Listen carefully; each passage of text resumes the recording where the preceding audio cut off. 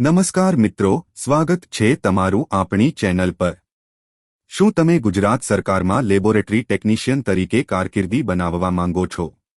તો તૈયાર થઈ જાઓ, કારણ કે ગુજરાત પંચાયત સેવા પસંદગી મંડળ લઈને આવ્યું છે તમારા માટે સુવર્ણ તક।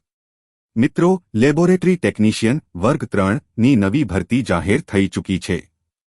લાયકાત શું રહેશે, પગાર કેટલો મળશે અને અરજી કઈ રીતે કરવી, આ તમામ પ્રશ્નોના જવાબ તમને આજના આ વિડિયોમાં મળશે।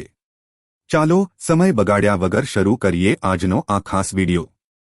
મિત્રો, ગુજરાત પંચાયત સેવા પસંદગી મંડળ દ્વારા લેબોરેટરી ટેકનિશિયન વર્ગ 3ના સંવર્ગની કુલ 108 જગ્યાઓ પર સીધી ભરતીની જાહેરાત કરવામાં આવી છે।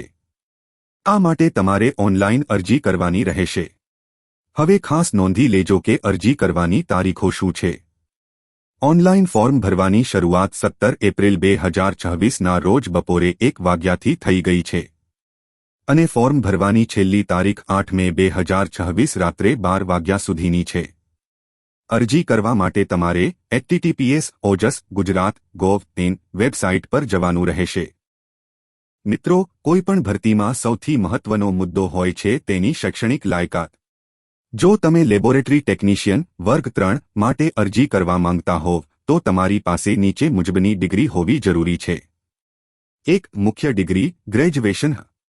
સૌપ્રથમ તમે માન્ય યુનિવર્સિટીમાંથી BSc બેચલર ઓફ સાયન્સ કરેલું હોવું જોઈએ, જેમાં તમારા મુખ્ય વિષયો તરીકે કેમિસ્ટ્રી, રસાયણશાસ્ત્ર, માઇક્રોબાયોલોજી, બાયોકેમિસ્ટ્રી અથવા બાયોટેકનોલોજી પૈકી કોઈપણ એક વિષય હોવો અનિવાર્ય છે। 2. Special course technical qualification.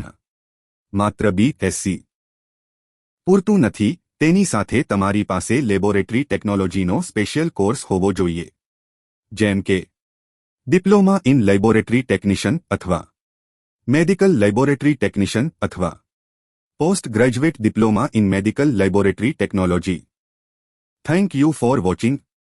Please like and subscribe my channel.